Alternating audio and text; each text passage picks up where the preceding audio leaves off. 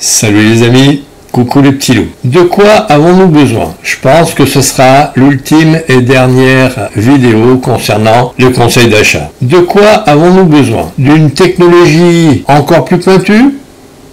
Non, nous avons besoin de simplicité. Simplicité dans les réglages à faire. Pourquoi encore devoir choisir, par exemple, dans la zone réduite, les menus A8 pour les Z6, 3 et Z8 pour le mettre en œuvre avec un bouton de fonction. Par exemple, a-t-on besoin d'un menu pour pré-régler le daylighting ou l'espace colorimétrique? Non. Donc, plus un menu est simple, plus il est facile à mettre en œuvre. Nous avons besoin d'avoir des mises à jour comme pour le Z6 III dont je vous mets le lien sous la vidéo. C'est la 1.11 je crois, parce que désormais Nikon a pris l'habitude de faire des mises à jour logicielles plutôt que de faire des mises à jour matérielles. Je vous donne un exemple. Il y a quelques années, le Nikon D600 était réputé pour être un véritable aspirateur à poussière. Donc les possesseurs de D600 avaient un peu les boules, ils ont cherché des trucs pour enlever toutes les pétouilles qu'il y avait sur les capteurs quand ils ont su que Nikon était en train de travailler sur le sujet. Puis à un moment donné, Nikon dit nous avons trouvé une solution. Ouais, c'est le D610. Donc qu'ont fait les utilisateurs du D600? Moi en tout cas, j'ai acheté un D610 à ma complète, mais je me suis pas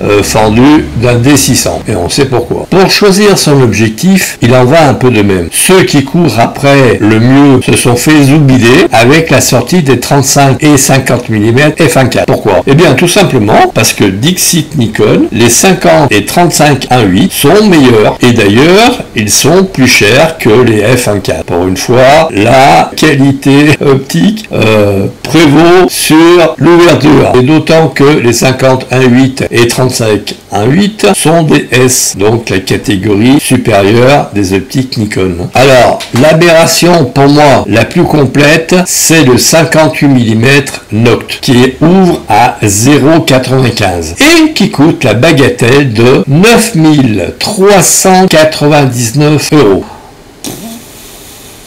Je ne vous raconte même pas la difficulté pour faire le point à la pleine ouverture,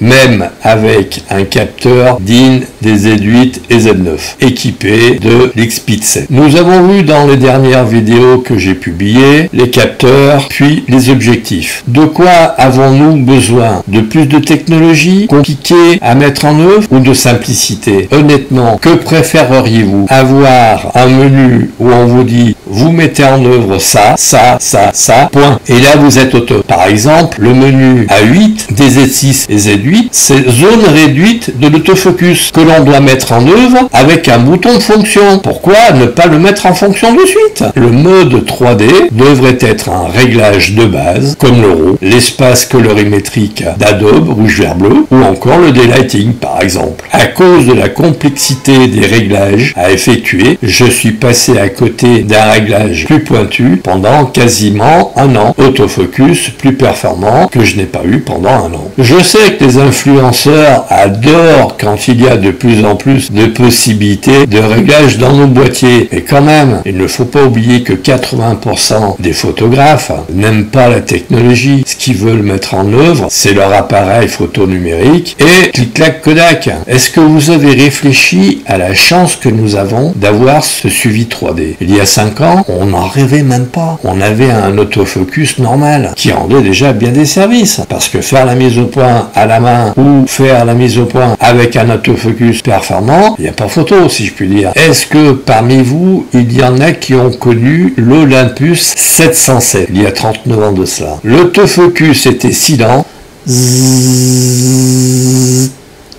qu'il valait mieux le faire à la main, on gagnait du temps. On oublie très vite. Allez hop. Mais dans les années 80, l'autofocus était balbutiant. Alors, ultime et dernier conseil d'achat, préférez un boîtier simple à maîtriser plutôt qu'une usine à gaz doublée d'une centrale nucléaire. Les APN équipés de l'X-Pit 7 sont de redoutables instruments qui s'amélioreront au fil du temps à n'en pas douter. Je sais que la plupart des influenceurs aiment bien quand il y a plein de réglages à disposition vidéo pour faire la moindre modification à la prise de vue, mais quand même, un exemple. En ce qui me concerne, je trouve qu'il y a pas mal de similitudes entre la macro et le portrait. Tous deux demandent de la précision quand on fait le point et à la manière dont on gère la profondeur de champ en choisissant correctement le diaphragme. Actuellement, dans la gamme Nikon et chez les autres fabricants aussi, qu'il n'y a pas de mauvais boîtier, mais des APN qui répondent plus ou moins aux besoins de certains photographes, comme le Z3 avec sa vidéo par exemple. Sur ce les amis, je vous laisse. N'oubliez pas de liker, de partager mes vidéos, de faire du bruit autour d'elles, et puis à très vite dans une prochaine vidéo.